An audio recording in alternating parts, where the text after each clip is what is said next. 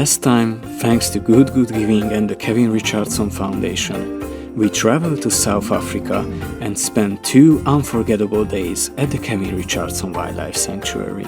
We met the amazing people who work there, got to see the characters, the lions, leopards and hyenas up close.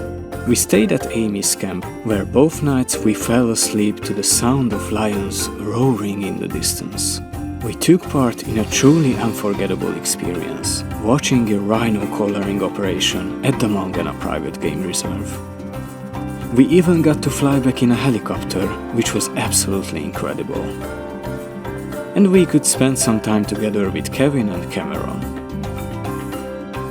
It was hard to say goodbye to Amy's camp, but a new adventure was already waiting for us.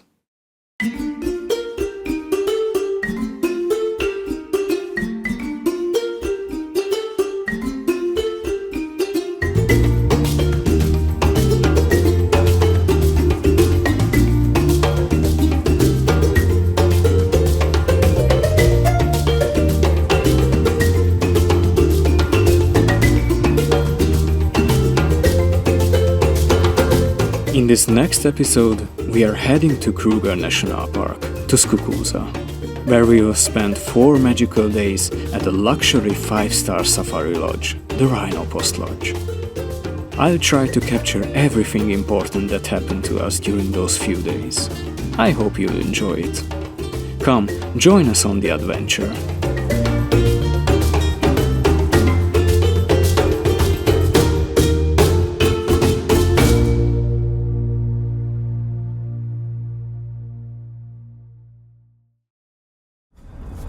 The next morning we could finally sleep a little longer. We had breakfast, packed our suitcases, said goodbye to Brenton and Caroline, and at 10 a.m. our transfer arrived to take us back to Johannesburg Airport. This time we were flying with the local airline, Airlink. Our flight to Skukuza was scheduled for around 1:30 p.m. and the flight time was only about an hour. We carried our hand luggage all the way to the plane, but in the end, we had to give them to the flight crew and couldn't take it into the cabin. We'd like to welcome you on board. Once we saw how tiny the plane was inside, it made perfect sense. May we please have your attention as we identify. About 10 minutes later, we were already in the air.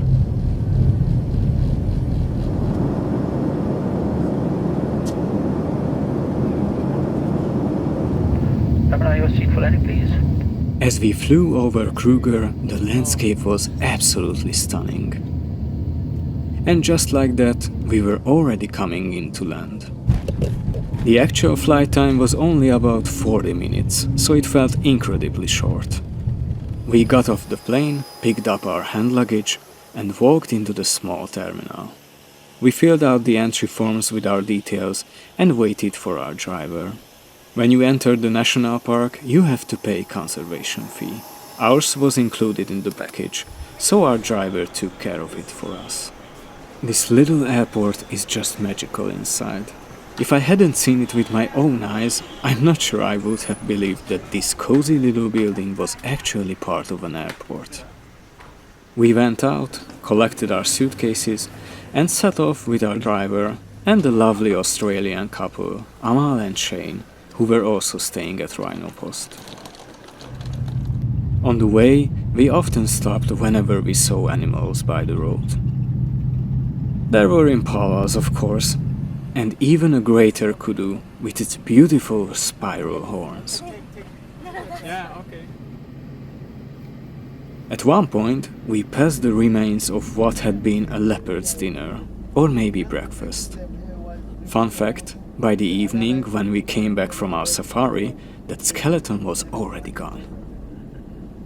Before long, we arrived at our lodge. What you are seeing here is the entrance, and the building on the right is the reception and the curio shop. We checked in and then met Cindy, one of the staff members, who showed us to our little elevated safari chalet. This part of the lodge is built up on stilts above the ground. There's a reason for that, which we didn't quite realize at the time. You're going to room number 2. I will tell them room number 3 to do the orientation. Okay.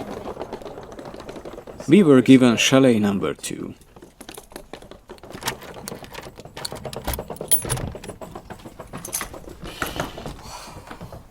Wow, The room was beautiful. wow.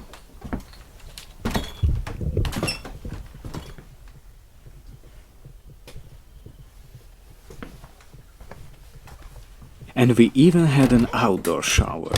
You could take a lovely hot or refreshing cool shower right out in nature. There was also a gorgeous deck with armchairs and a minibar. And they had even prepared some little snacks for us. Cindy told us to always keep the doors and windows closed when we weren't in the room, because the velvet monkeys are very clever and quickly figure out how to open things. And once they get inside, they can make a huge mess. We didn't have much time to settle in. It was already 3:30 p.m. and we had to go to the bar. They welcomed us with a high tea. For our stay, we were each given a thermos bottle that we could refill with cold water at the bar anytime. They also asked us which dinner option we'd prefer for the evening. Then it was time to head out on our first afternoon safari. For these 3 days, our guide and ranger was James. And yes, just like I said before, the very first animals we ran into were impalas. So is the tails waiting because they're hot or because we're here? Picked up scent of a lion or a leopard or possibly wild dogs, because we do have all 3 in the area. And the lodge is We pretty also much spotted a hunting little ground. steenbok, a You small actually antelope see there's a lot of species. hairs within the ears, and that obviously helps to pick up vibrations or anything like that, or movement to the road. Sometimes the animals are hiding like this, so we have to just obviously view them as much as we can. We don't do any off-roading. By doing off-roading, you damage the vegetation. A bit later, we saw some elephants in the distance.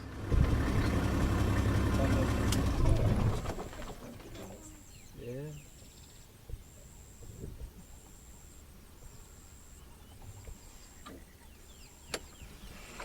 Okay, copy that. I also have one Matota here busy mud wallowing past BB area.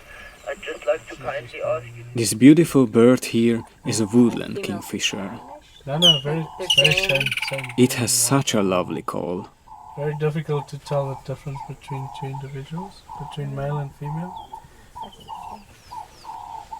Should call now. It's always a competition between the guides to see the first one for the season. And this one is a European roller. So you'll see he's got his beak open Yeah. to try to allow the air to come in, Oh, to to try cool and himself cool down. down. Yeah, he's a bit warm. Yeah.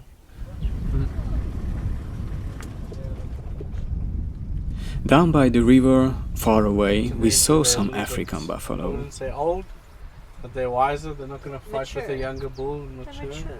Yeah. Aw. A bit later, we spotted a hippo. When James passed his binoculars back to us, that's when it really hit me how much I regretted not bringing my own pair from home. On this first drive, most of the big animals were still quite far away, as if this afternoon was just a little teaser of what was waiting for us over the next 3 days, when we would get to see many of them from really close up. We also saw a Swainson's spur fowl, which they simply call a bush chicken.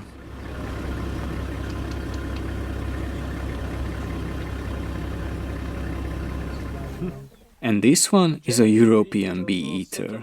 That one was already familiar to us, since they also live in Hungary.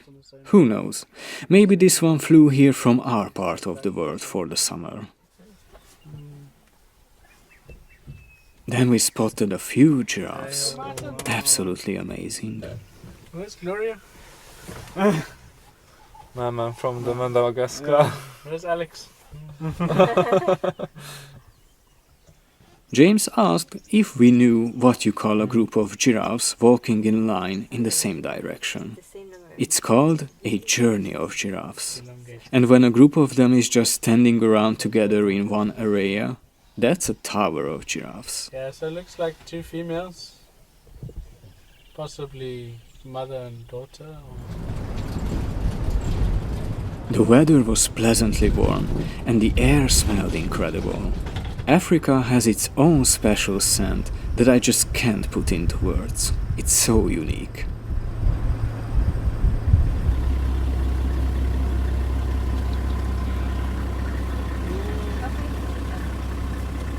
Around 6 p.m. we stopped for a little snack and drink break. The two of us just casually wandered off a good few meters away. I vaguely heard someone comment that we were walking off quite far on our own, but I didn't really understand why that was a problem. Then James told us a story.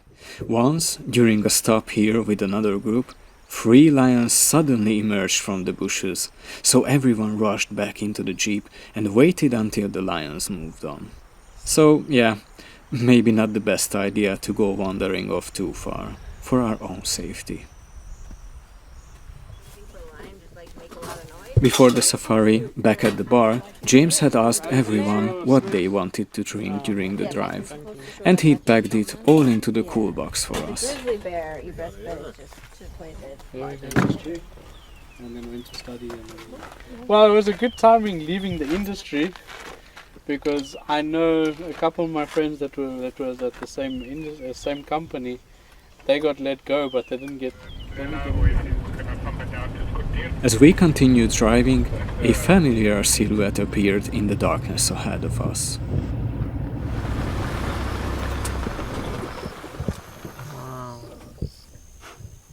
James said that if we used our own flashlights, we should try not to shine them directly into the animals' eyes, especially giraffes, because we could temporarily blind them so much that they might run straight into a tree.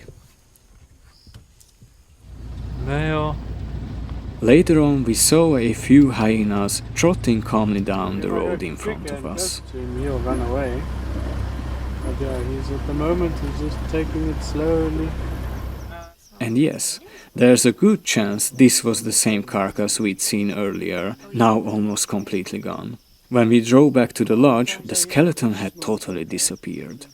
We could hear the hyena crunching right through the bone.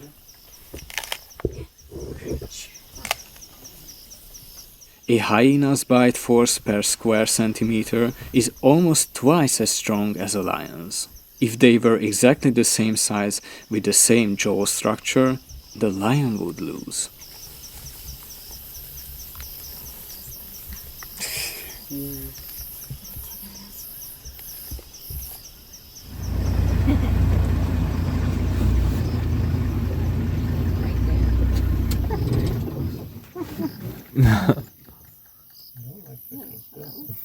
There's one in front.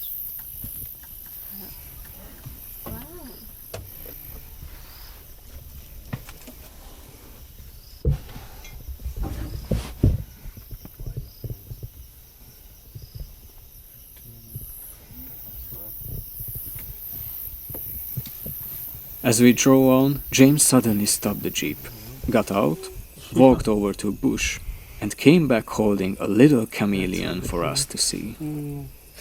Cool. Yeah. You want a photo? tail.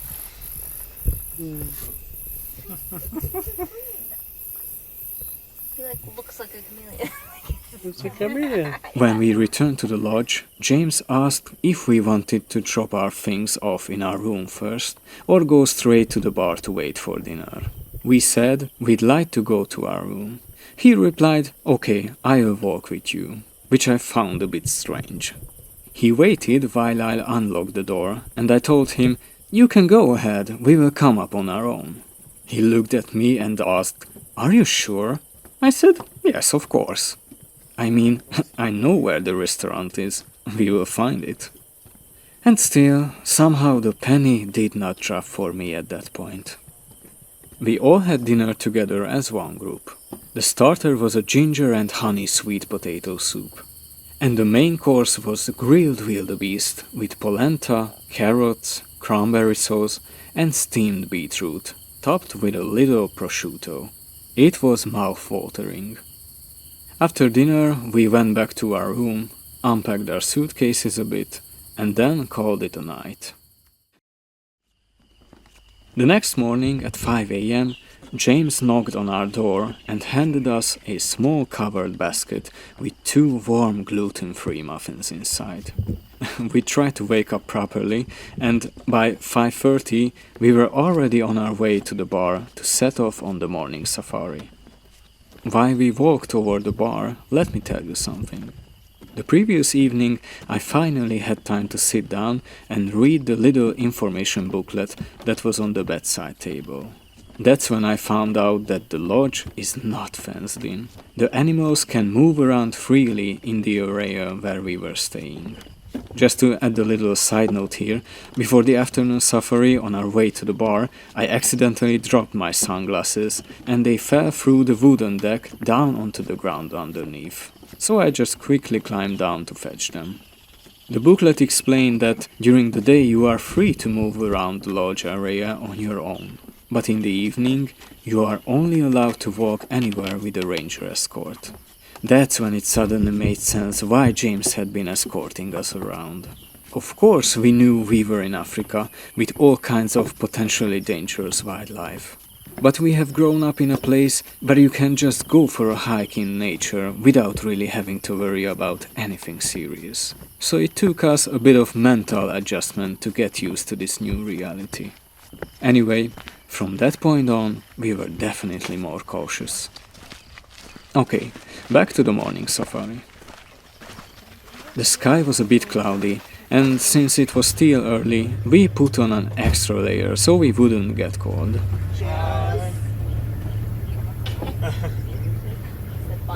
We had barely left the lodge when we ran into a group of vervet monkeys. As we drove past them the first time, I couldn't even imagine what animal could be making that strange sound.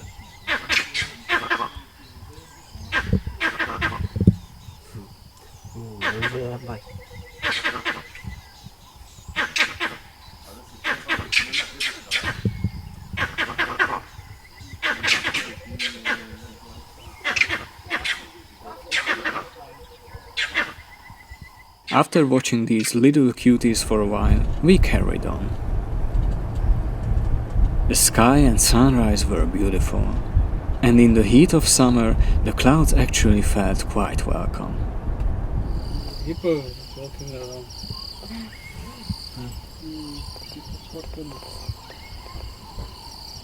You can see the tracks here. Soon, a hyena was calmly walking toward us along the road. It looked exactly like someone on their way to work.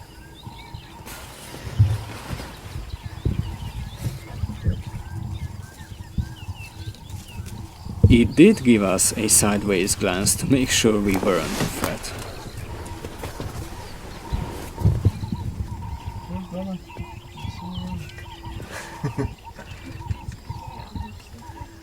Yeah, so as long as you don't block the pathway, then you will continue on.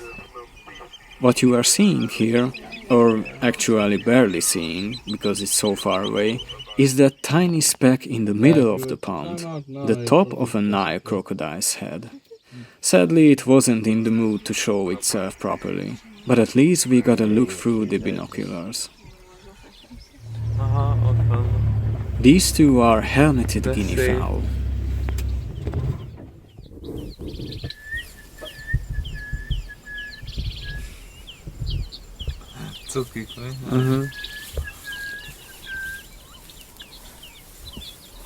We also found a giant African millipede. It was so cool to hold it in hands. It feels like lots of tiny little feathers tickling your palm. Such a unique sensation and very ticklish. It's very, very like leggy. Yeah. Leggy. It has a lot of legs, Jessica, a lot. I know. That's why I'm over here. You sure? You don't know? It's very like smooth though. You go on. No, I'm good. It's like you're holding a brush. A bit later, in the distance on the road ahead, we spotted a black-backed jackal. He's watching us. Yeah. They're probably sleeping next to the bushes somewhere and we woke them up by coming past. While we were driving, let me tell you something briefly. When we received the full itinerary from Kevin's foundation with all the accommodation details, I looked up the Rhino Post website and saw that they offered a special activity you had to pre-book, a so-called sleep out. It's basically a night out under the stars. About 13 kilometers deeper into the park from the lodge and about 5 kilometers from their sister camp, Plains Camp, there's a platform built next to an open clearing where you can sleep out in the open, high up in the trees on a wooden deck. My brother and I agreed that there was no way we were going to miss this, so we paid the extra fee and signed up. And on this morning drive, James showed us the sleep out site, where we would be spending the night that evening. It's okay. We drove on, and around 8 a.m. we stopped for a little coffee break. In the distance, we saw a buffalo walking along with a couple of red-billed oxpeckers on its back. These birds pick off ticks, flies, lice and dead skin from the buffalo. We also came across a small female leopard tortoise. Oh. Female. Female. Yeah. Flat at the bottom. Ah. Almost right over. Okay, see? 2.5 meters quite easily. But the females can do just the same. Why are you making noise? It's a sound, dude. Yeah, under this tree. Seems to be the hot spot. Oh shit, what the fuck's that? Around 10 a.m. we returned to the lodge. We put our bags down and went to the restaurant for brunch. Suddenly, the whole staff came out from behind the counter and started singing, because it was one of the guests' birthday, Angela's.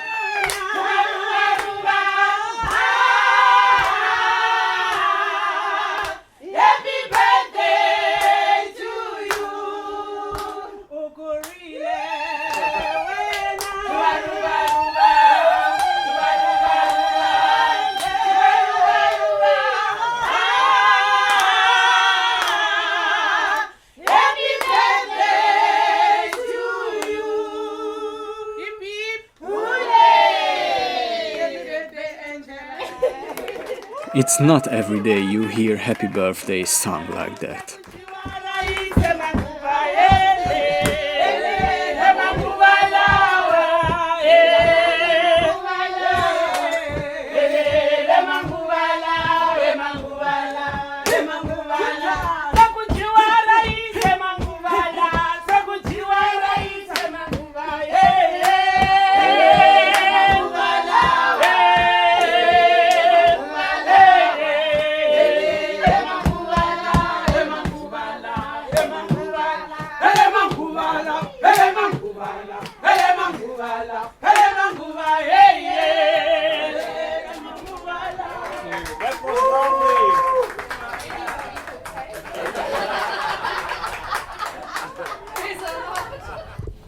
Let me show you around the lodge a little bit.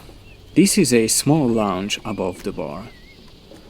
To the right, there are a few more little chalets.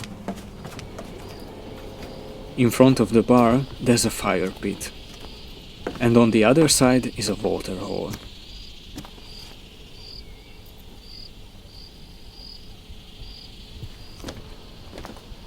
Here is the lounge with the fireplace and sofas. And at the back you can see the wines and champagnes. By the way, there was pretty much no mobile coverage here, and Wi-Fi was only in the lounge and around the restaurant and the reception area. So during the day, I'd come here to send a quick sign of life to friends back home, that we were safe and everything was fine. Even then, the Wi-Fi was quite weak, so I could only send a couple of photos and short videos. Right ahead is the restaurant, and over there on the right is the reception. The booklet also mentioned that the generator is turned off between 10 p.m. and 5 a.m., which means that during those hours the electricity in the rooms is only used for basic lighting.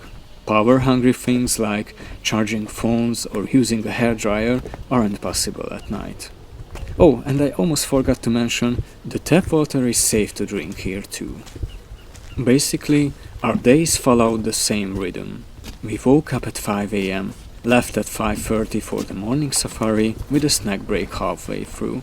Then around 10 we'd be back at the lodge for brunch. From 10 until around 3 p.m. we had free time. Around 3:30 there was high tea at the bar. Then we left for the afternoon safari, again with a break in the middle. And when we came back around 8:30 p.m. dinner was served. That afternoon we split off from our usual group and went on the sleep out program with two rangers, JD and Albert. On the way there, we started encountering animals from really close up. JD told us about how elephants eat.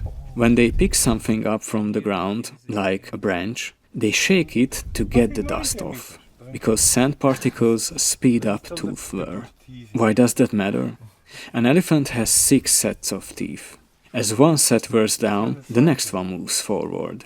Once the last set is worn out, they can't chew properly anymore, slowly lose weight, and eventually die. That's why elephants live about 60-65 years in the wild. Hello, beautiful. Hi. See? I told you she's chasing me. Uh-huh. Hello, beautiful. Oh, look at you. Yes, you smell good, don't you? Female elephants have slightly more angular foreheads, while the males are more rounded. They are generally peaceful animals, but males in must and females with calves can be very dangerous. Their trunk contains tens of thousands of muscles. That's how they can delicately pick up a single blade of grass, but also push down a tree if they want to.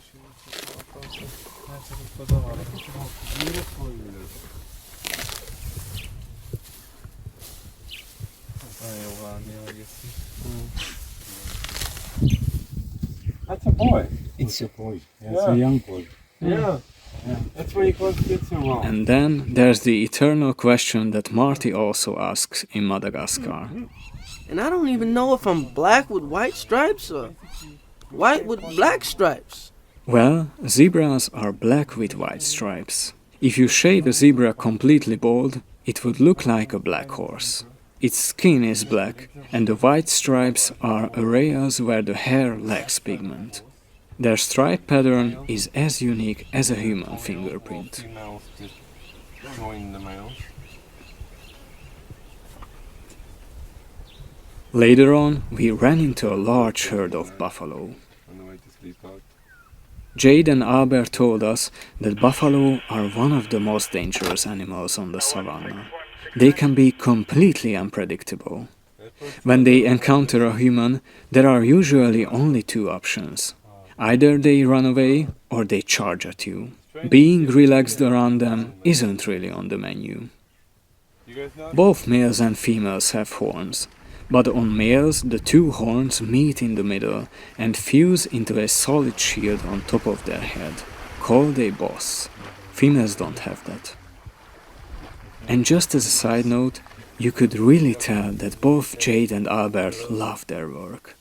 But especially from the way JD spoke, his voice and his words radiated a deep love for nature and animals.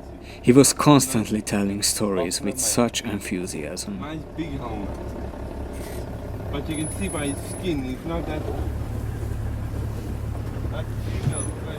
Originally, the classic way to get to the sleep outside is to drive to Plainscan by jeep and then walk another hour on foot. But they suggested we drive all the way in the jeep instead, so that if we saw any animals during the night, we could quickly go and take a closer look. Eventually we arrived at the sleep out deck.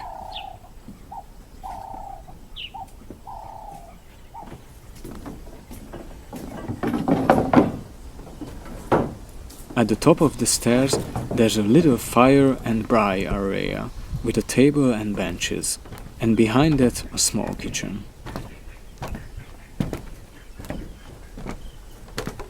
To the right, a walkway leads to the 4 sleeping platforms. Sorry. No. And yes, there are 2 bathrooms in the middle of nowhere. Amazing. Since it was only the 2 of us who had signed up for that night, we got the outermost platform with the best view. Hi. Hello. Above us, there was a tent-shaped mosquito net with a rolled-up canvas sheet on top that we could pull over if it started to rain. There were comfortable fake mattresses, blankets, pillows, and even sleeping bags. They told us to make ourselves at home, relax, have some snacks, while they lit the fire and prepared dinner. We had a direct view over the open field with a raised water hole in the middle.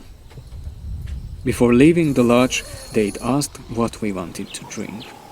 It turned out they had Savannah cider. I had only drunk Savannah once before in my life in Austria, and we can't get it in Hungary. So I immediately said, 4 bottles of Savannah cider for me, no other alcohol needed.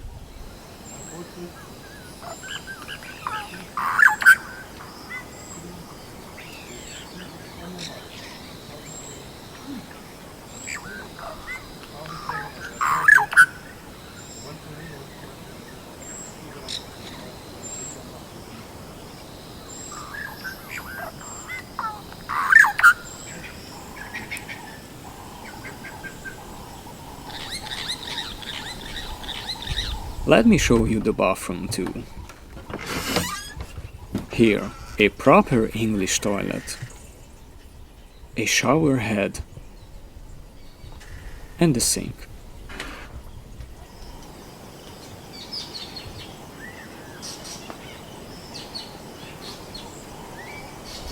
Within an hour, it was completely dark. Albert and Jade were busy cooking dinner.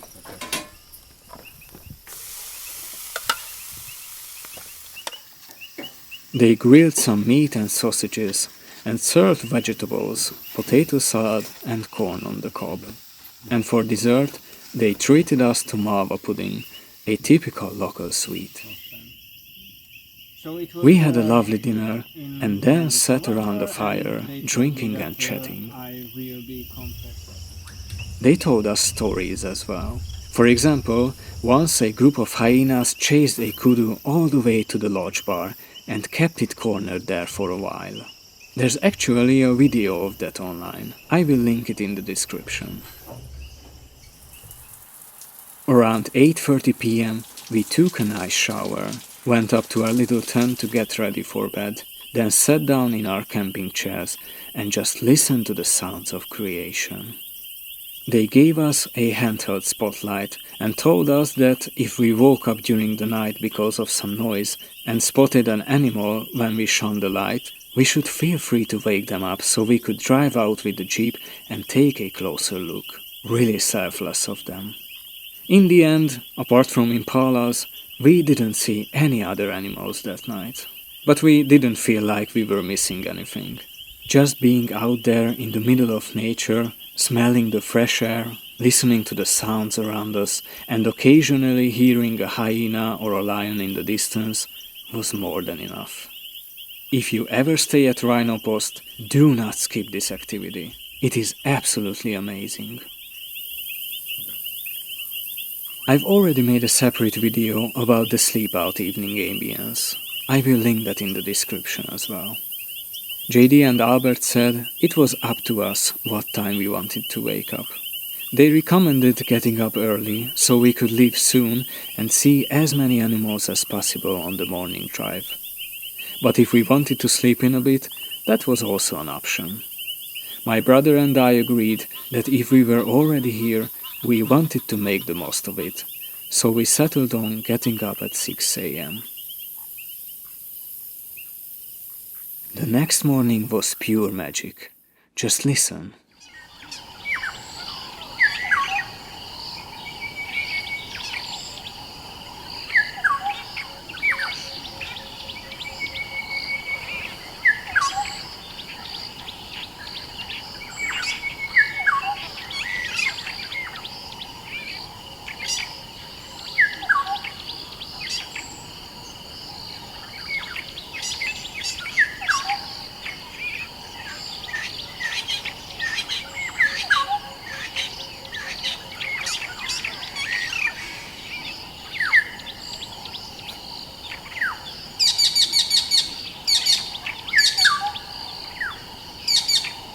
There's a separate short video with the morning ambience too. You will find it below.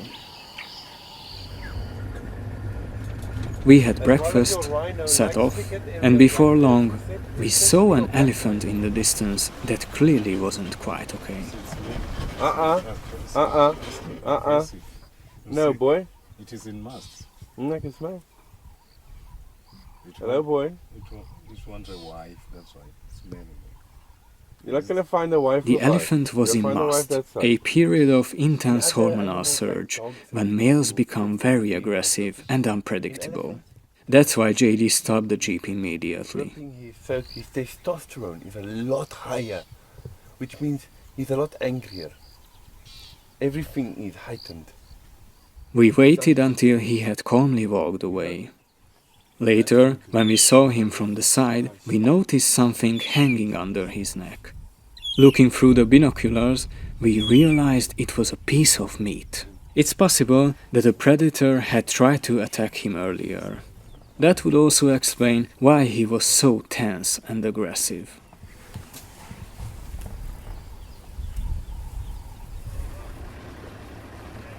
We stopped next to a tree called a weeping willow. Albert said people also call it bush toilet paper. Its branches are flexible and the tiny leaves are very soft. Definitely useful if nature calls while you are out in the bush. That little speck there in the middle of the frame is a male lion, sitting with his back to us, resting in the shade. JD told us that when he takes a group on safari, he always has two goals: to show them something beautiful and to show them something rare or special. And this time we got both. We saw a gorgeous black-maned male lion, and on our way back to the lodge, two honey badgers ran across the road in front of us. JD said honey badgers are very secretive and mostly active at night. They usually only get one sighting every 5 or 6 months. So the fact that we saw two of them during the day in the late morning was incredibly lucky. That definitely ticked the rare and special box. I also noticed that whenever we stopped to watch an animal, the rangers always turned off the engine. Not just to save fuel, but so the noise wouldn't disturb the animals. While we were parked there, a couple of private cars pulled up behind us, people who weren't on an organized safari, and they kept their engines running. After a while, you could see it really bothered the giraffes, and they started walking away in the other direction. JD pointed out that even this is a way of interfering with nature. Those giraffes had originally been heading towards the road, but because of them, they changed direction. We went back to the lodge, had something to eat, and then lay down for a little rest. The others told us that in the morning elephants had been at the water hole right by the lodge. There's also a video of the lodge ambience in the description if you'd like to see and hear more of that. When I walked out of our room, there were a few bushbuck right underneath our deck. I tried not to look directly at them so I wouldn't spook them.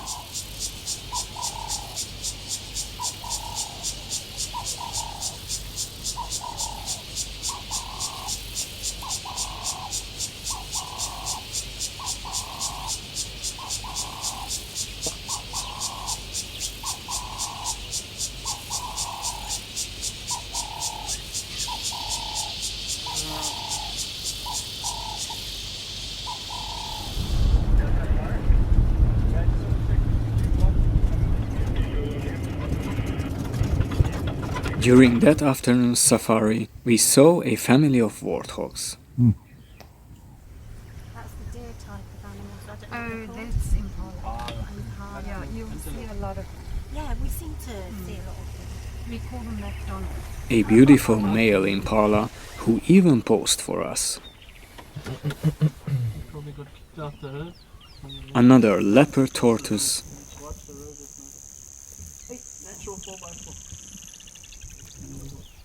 and a family of dwarf mongooses, the smallest carnivores in the area. We stopped for a short break and just took in the scenery. The colors were breathtaking.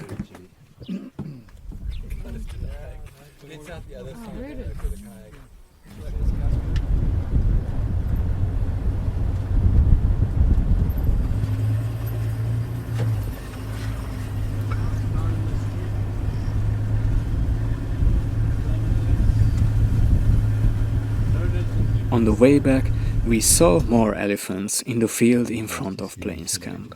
Very cool.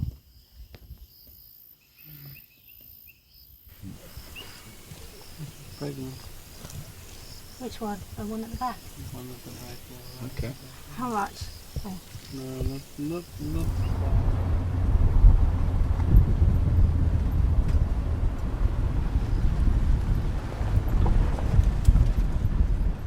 Then James suddenly stopped the jeep again, got out, and this time walked even further to another bush, and came back with another chameleon to show us. Taking that back and put in our room, we'll have no mosquito problem.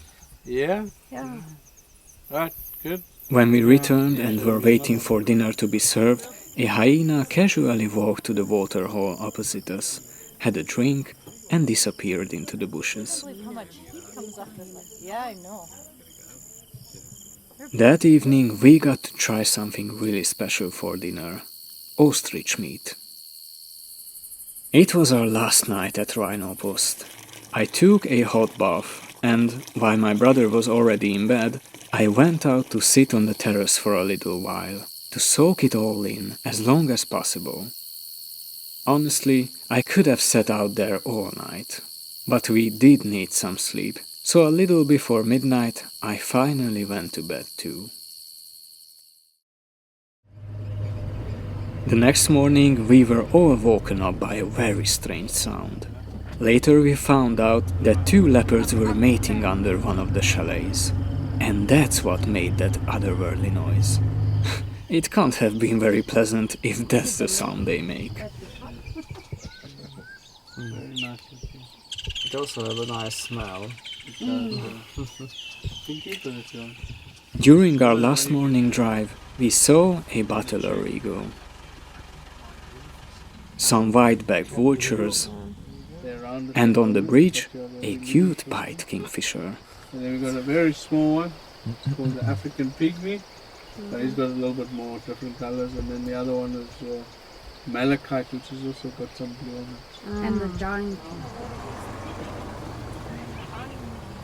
Imagine being 900 feet. He's a good. Is he having a few? We also saw chakma baboons. Quite a few, in fact. Well, actually the best way to describe it is more and more of them kept appearing. Baboons are very messy eaters.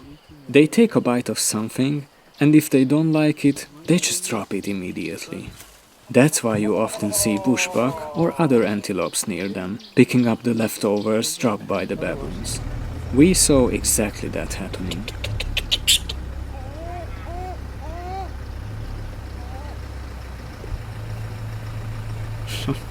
The mom taxi had arrived.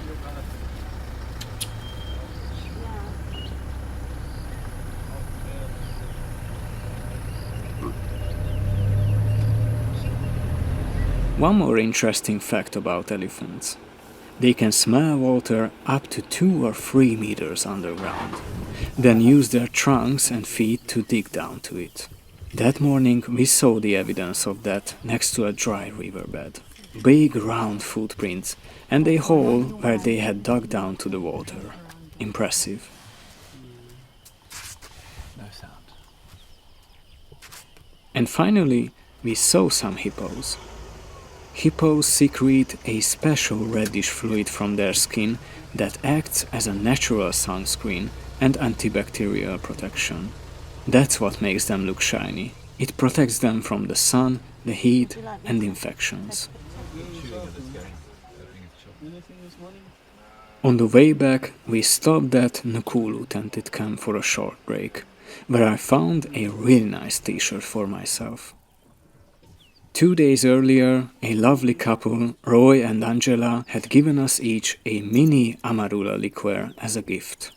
And on this day, James showed us what the fruit of the marula tree actually looks like. And that was our last safari. It is impossible to put into words what these few days meant to us. Seeing the wonders of creation and enjoying the exceptional hospitality of all the members of Rhino Post. We felt exactly the same as when we had to leave Amy's camp. My brother and I said we would happily just camp out in Kruger forever. We went back to the lodge, had breakfast, and then our transfer took us back to Skukuza airport. After the security check, we sat down in the tiny terminal and enjoyed the almost paradise-like surroundings. Dublin to, yeah, so it's like 40 minutes to Dublin, and then